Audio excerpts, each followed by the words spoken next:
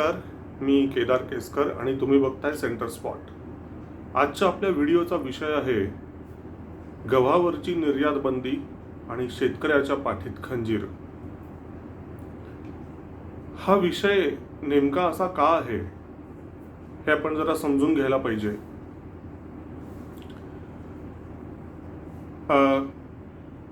आपल्याला हे माहिती आहेच की काल परवा केंद्र सरकारने गव्हावरती निर्यात बंदी केली. ही गव्हावरची निर्यात बंदी करण्यामागे त्यांनी काही कारणं दिली जी वरपांगी रास्त वाटतात. त्यांनी कारणं अशी दिली की म्हणजे BVR सुब्रमण्यम म्हणून जे आहेत त्यांनी कारणं अशी दिली की यंदाच्याला म्हणजे आपल्या डोमेस्टिक मार्केटमध्ये आपल्या अंतर्गत बाजारात भारतात गव्हाचे भाव वाढायला लागलेले आहेत. दुसरी गोष्ट, ज्या प्रमाणात गहू कलेक्ट व्हायला पाहिजे केंद्रीय यंत्रणांच्याकडे त्या प्रमाणात तो कलेक्ट झालेला नाही आपल्या अपेक्षा एवढा. दुसरी गोष्ट अशी की जे खाजगी व्यापारी आहेत त्यांच्याकडे त्यांना अशा त्या खाजगी व्यापाऱ्यांना गहू विकण्याकडे शेतकऱ्यांचा कल वाढत आहे. कदाचित ते कारण आहे ज्यामुळे सरकारकडे त्या प्रमाणात जेवढं कलेक्शन व्हायला हवं होतं गव्हाचं तेवढं झालेलं नाही. त्याचं कारण अगदी उघड आहे की किमान आधारभूत किंमत जी गव्हाची सरकार देऊ करतंय शेतकऱ्याला त्यापेक्षा कितीतरी जास्त नफा शेतकऱ्यांना खाजगी व्यापाऱ्यांच्याकडून होतोय. त्यामुळे साहजिकच त्यांचा ओढा खाजगी व्यापाऱ्याच्याकडे आहे. आणि सरकार असं सांगतंय की येत्या काळात अन्न तुटवडा होऊ नये, गव्हाच्या किमती वाढू नयेत. एकीकडे पेट्रोल डिझेल सहित कित्येक गोष्टींची महागाई झालेली आहे, भाववाढ होते आहे आवाच्या सवा. त्यातच दुष्काळात 13वा महिना म्हणतात त्याप्रमाणे गव्हाच्याही किमती वाढायला लागलेल्या आहेत. गव्हाच्या किमती वाढल्यामुळे गव्हाच्या पिठाच्या किमती म्हणजे ज्याला आपण आटा म्हणतो त्याच्याही किमती वाढायला लागलेल्या आहेत. त्यामुळे ज्याला आपण म्हणतो ना नी जर्क रिॲक्शन की तत्काळ काहीतरी उपाययोजना करायची म्हणून ज्यांनी एप्रिलमध्ये स्वतःच जाहीर केलं होतं, पियुष गोयल यांनी केंद्रीय मंत्र्यांनी असं जाहीर केलं, असं घोषित केलं की आम्ही आमचा शेतकरी, भारताचा शेतकरी हा केवळ भारतीय गरिबांचीच, भारतीय लोकांचीच फक्त पोटं भरत नाही तर तो जगाची पोटं भरतो. जेव्हा जगात तुटवडा निर्माण होतो, जेव्हा जगाला गरज असते त्यावेळेला आमचा शेतकरी हा ग्लोबल पुरवठादार बनतो, जगाची भूक भागवतो. हे ऐकायला खूप गोड गोड वाटतं, खूप छान वाटतं. आमचाही अभिमानाने ऊर भरून आला. जगात अशी काय नेमकी परिस्थिती निर्माण झाली आपल्याला माहिती आहे. रशियाने युक्रेनवरती हल्ला केला. आज 92वा दिवस आहे रशियाने युक्रेनवर हल्ला सुरू करून. अजूनही या युद्धाचा निकाल लागलेला नाही. मात्र जो युक्रेन, जो जगातला टॉपचा गहू निर्यातदार देश, त्या युक्रेनला रशियानी जरा जर्जर करून टाकलेलं आहे. तिथं बॉम्बफेक आणि इतर युद्ध साहित्य, मिसाईल्स यांचा सतत वापर करून युक्रेनला अक्षरशः भाजून काढलेला आहे. अशा स्थितीत युक्रेनमधून लाखो लोकांनी पलायन केलेलं आहे. साहजिकच तिथे कृषीचं कंबरडं मोडलं गेलेलं आहे. त्यामुळे तिथून गहू सप्लाय होणं, गव्हाची निर्यात होणं हे आता शक्य नाही. गहूच नाही, सोयाबीनच्याही वरती त्याचा असर झालेला आहेच, हे आपल्याला सगळ्यांनाच माहिती आहे. परंतु त्यामुळे मग आता युक्रेन आणि रशिया यांच्यातल्या युद्धामुळे जे गव्हाचा सप्लाय जो झालेला आहे, गव्हाचा तुटवडा जागतिक बाजारपेठेत जो झालेला आहे, तो भरून काढण्याच्या दृष्टीने जगातले बरेच देश, G7 देश हे भारताकडे नजर लावून बसले होते. भारताने सुद्धा परिस्थितीचं आकलन करून कदाचित त्यामागे फायद्याचं धोरणच डोळ्यासमोर असेल, परंतु एप्रिलमध्ये सरकारने ठरवलं, काही दिवसांपूर्वी सरकारने ठरवलं की आपण गव्हाची निर्यात करायची, गव्हाची निर्यात चालू ठेवायची. तोपर्यंत आपण काय करत होतो? आपले शेजारी देश, गरीब गरजू देश यांना आपण गव्हाची निर्यात करत होतो. पण युक्रेन आणि रशिया यांच्यातल्या युद्धामुळे निर्माण झालेली गव्हाच्या क्षेत्राची जी पोकळी आहे ती भरून काढण्याची आयती संधी भारताला चालून आलेली होती. भारताने ती स्वीकारलेलीही होती, पोकळी भरून काढण्याची. आणि ही संधी जी होती एका अर्थाने शेतकऱ्यांना एक नवी उभारी देणारी, शेतकऱ्यांना एक आशा निर्माण करणारी, शेतकऱ्यांना एक स्वप्न दाखवणारी अशी ही संधी होती.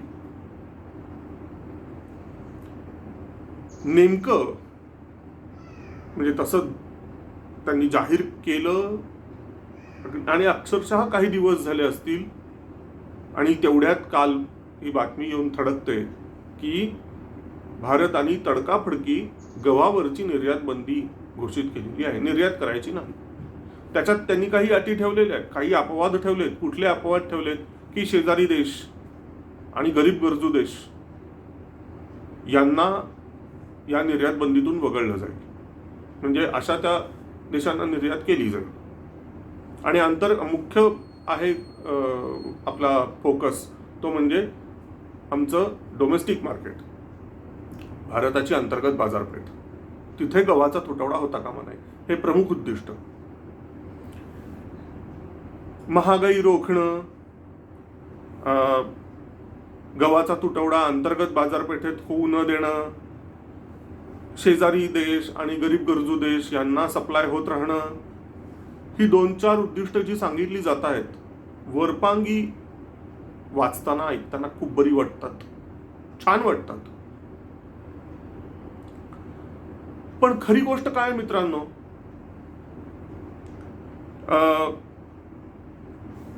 साधं आपण व्यापारातलं गणित बघा की ज्या वेळेला कोणत्याही क्षेत्रामध्ये बिझनेसचं सूत्र आहे, जिथे पोकळी निर्माण होते, एखाद्या पुरवठादाराच्या संदर्भात काही प्रॉब्लेम येतो, आणखीन काही होतं, पण तो जर सप्लाय करू शकला नाही, जशी मागणी आहे तसा पुरवठा करू शकला नाही मालाचा, तर इतर पुरवठादारांनी, त्याचे जे स्पर्धक असतील बाजारात, जे इतर पुरवठादार असतील, ते साहजिकच ती पोकळी भरून काढतात आणि फायदा करून घेतात स्वतःचा. मग जर युक्रेन मधल्या शेतकऱ्यांना युद्धाच्या कारणामुळे असेल, नाही अजून कुठल्या कारणामुळे असेल, जर गव्हाचा सप्लाय बाजारात करता येत नसेल, जागतिक बाजारात म्हणतोय मी, तर त्यामुळे जी निर्माण झालेली पोकळी आहे, मागणी आहे जगात गव्हाचे रेट वाढलेले आहेत, त्याचा अतिरिक्त फायदा या संधीचा, या आव्हानाकडे संधी म्हणून बघता येत आहे. आणि भारतीय शेतकऱ्यांना एक चांगली संधी मिळाली होती, चांगला चान्स मिळालेला होता की या जगातल्या वाढलेल्या गव्हाच्या किमतीचा फायदा करून घ्यायचा आणि एक्सपोर्ट करायचं. यातनं 2 गोष्टी झाल्या असत्या. एक म्हणजे एक मार्केट आपल्याला मिळालं असतं. कारण कसं आहे, लक्षात घ्या, हा फक्त या हंगामाचा विषय नाहीये. तुम्हाला जर असं वाटत असेल की काय रशिया युक्रेन मधलं युद्ध समाप्त झालं की पुन्हा युक्रेन मधनं गहू तयार व्हायला लागेल आणि पुन्हा एकदा युक्रेन मधनं जगाला गव्हाची निर्यात सुरू होईल सुरळीतपणे, तसं नाहीये मित्रांनो. असं नसतं. या युद्धातून सावरायला, पुन्हा पहिल्यासारखं स्थिरस्थावर व्हायला युक्रेनला काही काळ जायला लागणार आहे. यातनं उभारी घ्यायला युक्रेनला आणखीन 2, 3, 4 कदाचित 5 वर्ष सुद्धा लागू शकतात. हा काळ मोठा नाहीये का मित्रांनो? आज निर्माण झालेली ही जी पोकळी आहे गव्हाच्या संदर्भातली, ती भरून काढण्याची आयती संधी भारतीय शेतकऱ्यांना मिळालेली होती. केवळ हाच एक हंगाम नाही, केवळ हेच एक वर्ष नाही, कदाचित येणारी 2, 3, 4, 5 वर्ष हक्काची बाजारपेठ मिळणार होती तुम्हाला.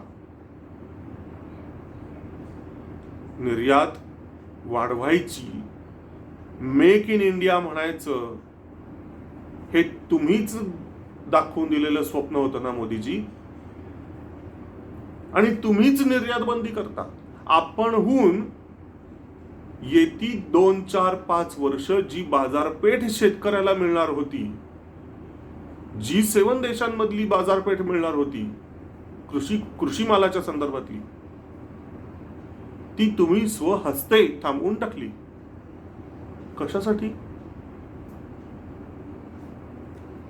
कित्येक तज्ञांचं म्हणणं असं आहे, कृषी क्षेत्रातल्या आणि व्यापार क्षेत्रातल्या कित्येक तज्ञांचं हे म्हणणं आहे की एवढा मोठा काही तुटवडा भारतीय बाजारपेठेत होणार नव्हता. म्हणजे भारतातून शेतकऱ्यांनी, खाजगी व्यापाऱ्यांनी मोठ्या प्रमाणात जर का परदेशात गव्हाची निर्यात केली असती तर भारतामध्ये गव्हाचा तुटवडा निर्माण झाला असता फार मोठा, आणि इथे गहजब निर्माण झाला असता.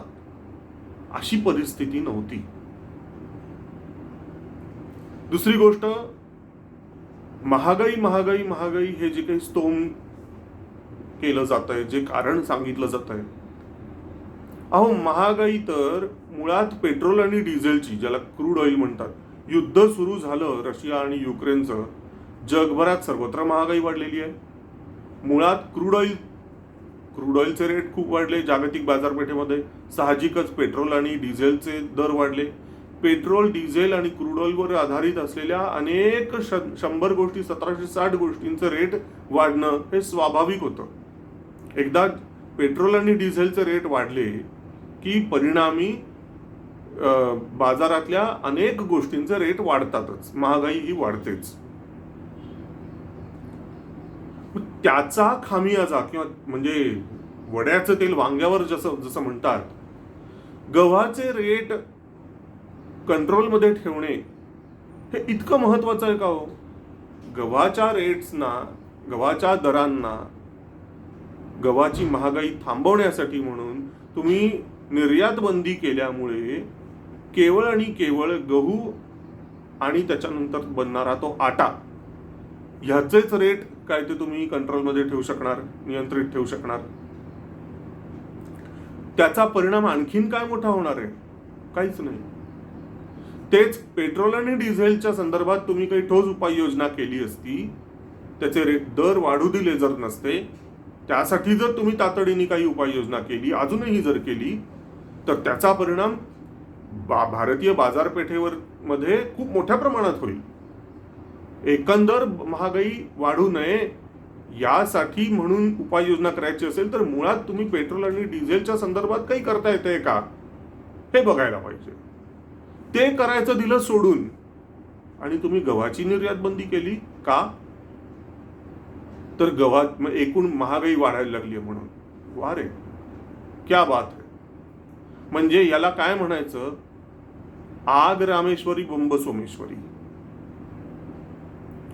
हे कुठल्या दिशेला चाललंय मला लक्षात येत नाहीये. आणखीन एक म्हणजे, जर तुम्हाला भारतातल्या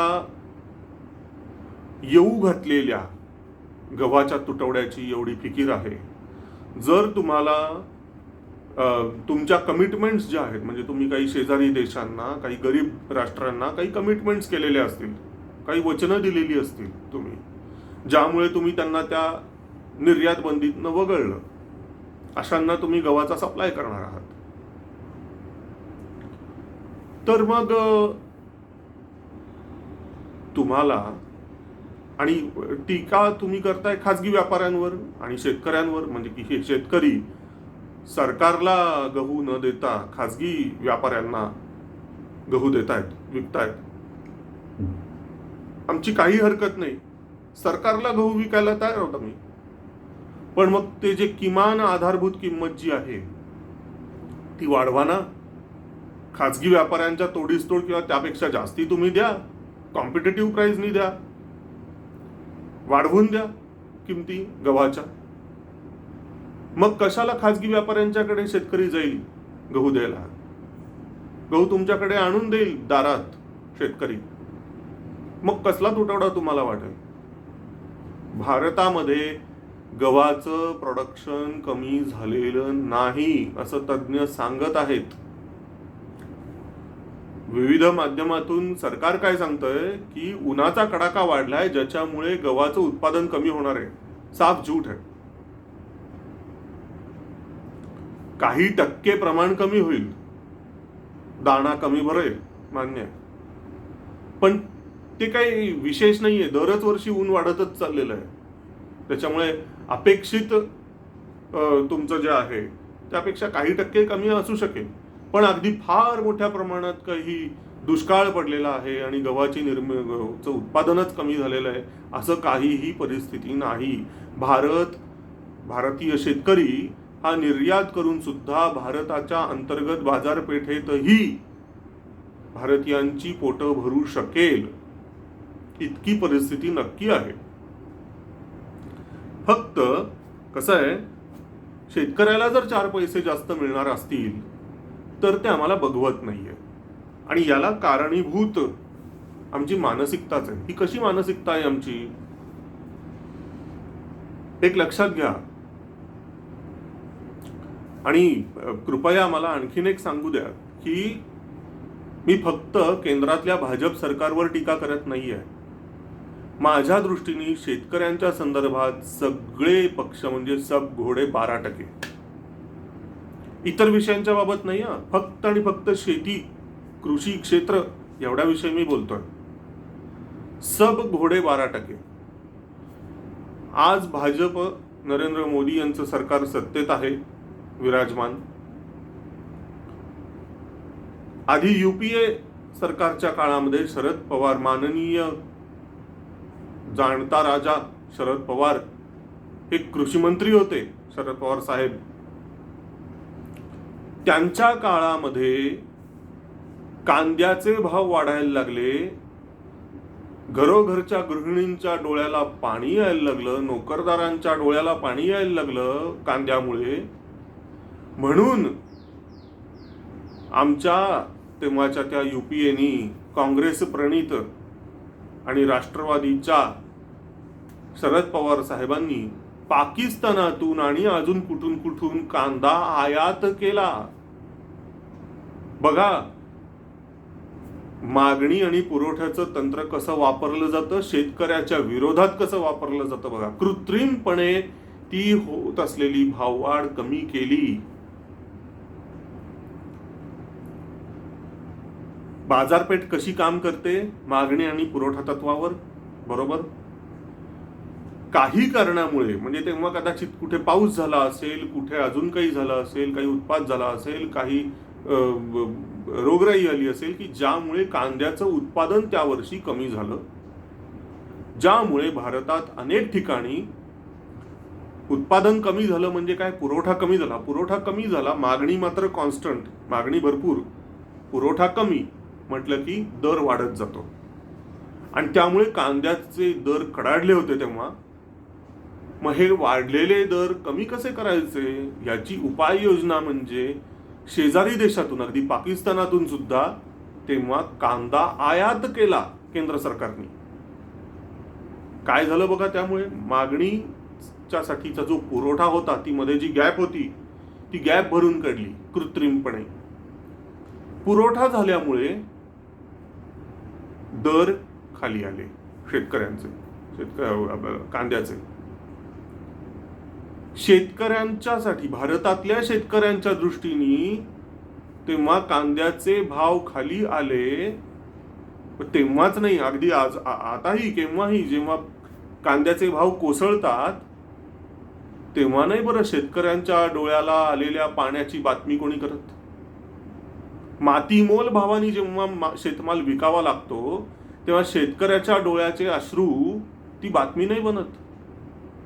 पण तेच कांद्याचे भाव वाढले, अजून गव्हाचे भाव वाढले, आंब्याचे भाव वाढले, शेतमालाचा कुठलाही पदार्थ तुम्ही घ्या, नुसतं शेतमाल नाही, अगदी दूध सुद्धा, ऊस, टोमॅटो, सर्व भाजीपाला, अन्नधान्य, यातल्या कुठल्याही गोष्टीचे दर वाढले, ते दर कडाडले की मग लागलीच बातमी बनते की नोकरदार, गृहिणी यांच्या डोळ्याला पाणी, त्यांच्या खिशाला कात्री, सर्वसामान्य नागरिकाचं कंबरडं मोडलं. अरे कोण सर्वसामान्य?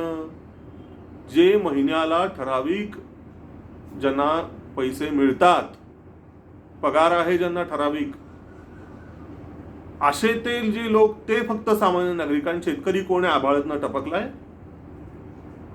का? शेतकऱ्यांनी धर्मशाळा उघडली आहे सगळ्यांची पोटा भरण्याच्यासाठी? म्हणजे सगळ्या जगाला मागणी पुरवठ्याचं तंत्र लागू, सगळ्या बाजारपेठा, जगात अशी एकही बाजारपेठ नाही, भारतात सुद्धा अशी एकही बाजारपेठ नाही की जी मागणी आणि पुरवठा तंत्रावरती चालत नाही. मागणी पुरवठा नियमानुसारच सगळ्या चालतात.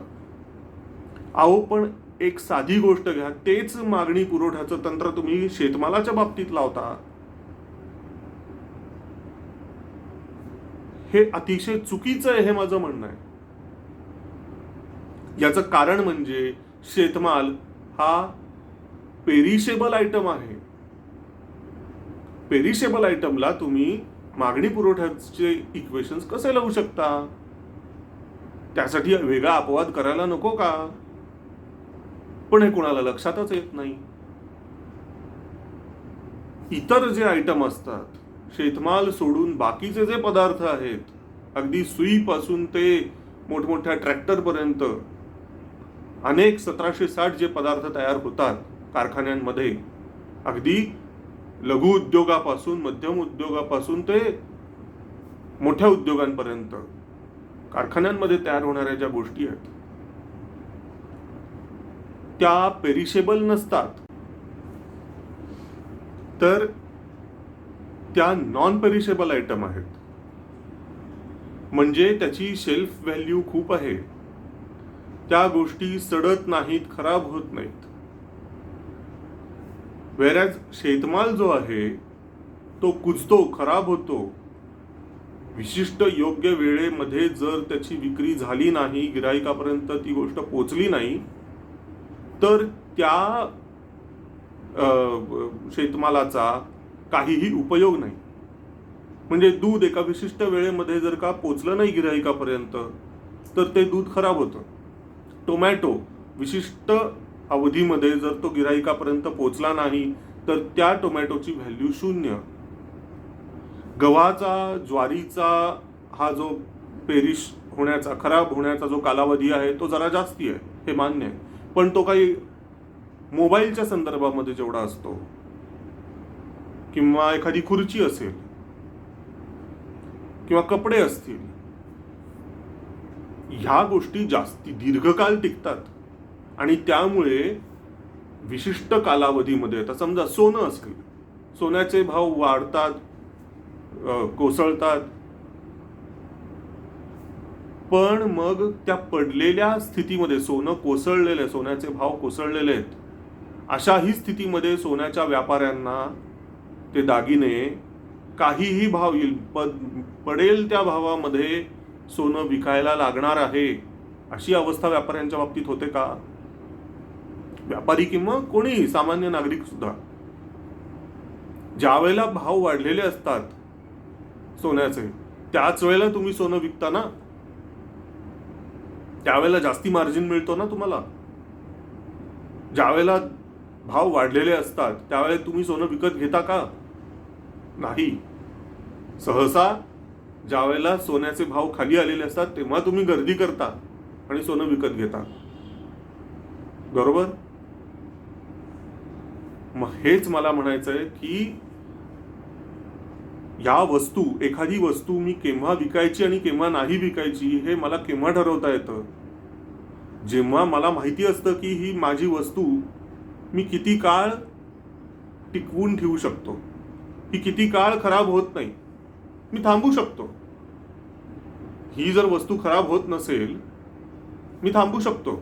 भाव वाढण्याची मी प्रतीक्षा करू शकतो आणि भाव एकदा वाढले की मग फायदा कमवण्यासाठी मी ती वस्तू विकू शकतो. शेतकऱ्याला हे करता येत नाही, कारण त्याचा जो शेतमाल आहे तो पटकन खराब होतो. आणि म्हणून शेतकरी हा एक पद्धतीने आगतिक झालेला असतो. मग खरा सामान्य कोण आहे? तो गिऱ्हाईक सामान्य आहे का? तो आडता सामान्य आहे का? शेतकरी सामान्य आहे? पण तरीही शेतकऱ्याच्या त्या अश्रूला काही किंमत नाही आहे. माध्यमांमध्ये तर शून्य किंमत. जोपर्यंत शेतकरी स्वतःच्या गळ्याला फास अडकवून घेत नाही तोपर्यंत शेतकऱ्याच्या दुःखाला, शेतकऱ्याचं दुःख ही बातमी बनत नाही. पण तेच गृहिणी आणि जे काही तथाकथित सामान्य लोक आहेत, सामान्य नागरिक, तथाकथित नोकरदार, त्यांच्या डोळ्यातनं टिपूस जरी आलं, ते खरं तर टिपूस पण नसतं, पण जरा जरी भाव वाढले, जरा जरी महागाई झाली, तरीही त्यांच्या त्या असंतोषाची मात्र बातमी असते. शेतकऱ्याच्यासाठी काहीही नाही. शेतकऱ्याच्या पाठीत खंजीर, शेतकऱ्याचा विश्वासघात हे सरकार सुद्धा का करतं? कारण सरकारला माहिती आहे की शेतकरी काही करू शकत नाही. कुठलंही सरकार, केंद्र असेल, राज्य असेल, कुठलीही राज्य, आणि हे केंद्रात बसलेलं आत्ताचं सरकारच नाही, आधीचीही सरकारं आणि येतील ती सगळीच सरकारं, कोणत्याही पक्षांची सरकारं, त्यांचं एकमात्र धोरण असणार आहे की शेतकऱ्याला वाऱ्यावर सोडायचं. आत्ता तर सोडलेलं आहेच, पूर्वीही वाऱ्यावरच सोडलेलं होतं आणि पुढेही शेतकऱ्याला वाऱ्यावरच सोडलं जाणार आहे. हे लिहून ठेवा. याचं कारण आहे की शेतकऱ्यांचे प्रश्न दिवसेंदिवस हे जटिल होत चाललेले आहेत. ते कसे जटिल होत चाललेले आहेत, नेमकी काय कारणं आहेत, याविषयी मी एक वेगळा व्हिडिओ करणार आहे आणि त्याच्यात तुम्हाला सविस्तर वर्णन करून सांगेन. परंतु कृषी क्षेत्रातल्या समस्या इतक्या जटिल आहेत आणि ते सोडवणं हे आता मानवाच्यासाठी आवाक्याबाहेरचं होत चाललेलं आहे. कोणताही पक्ष आणि कोणीही त्यातनं मार्ग काढू शकणार नाहीये आणि त्यामुळे हताशपणे, हतबलपणे पाहत राहणं याशिवाय कोणत्याही सरकारच्या हातात काहीही नाहीये. शेतकऱ्यांचा बाप, शेतकऱ्याचा वाली कोणीही नाही. जर कोणी क्लेम करत असेल तर ती एक अंधश्रद्धा आहे. शेतकऱ्यांनी त्या कुठल्याही भूलथापांवरती विश्वास ठेवू नये. शेतकऱ्याला आता एकच सल्ला की तूच आहेस तुझ्या जीवनाचा शिल्पकार. आहे या स्थितीमधून मार्ग कसा काढायचा हे तूच ठरवायचंस. भिवू नकोस, मी तुझ्या पाठीशी आहे, असं जर कोणी शेतकऱ्याला सांगत असेल तर ती शुद्ध लोणकडी थाप आहे. पुढच्या व्हिडिओकडे लक्ष ठेवा, कारण मी लवकरच शेती क्षेत्रात नेमकी काय समस्या आहे आणि नेमकं शेती क्षेत्रामध्ये काय वाढून ठेवलेलं आहे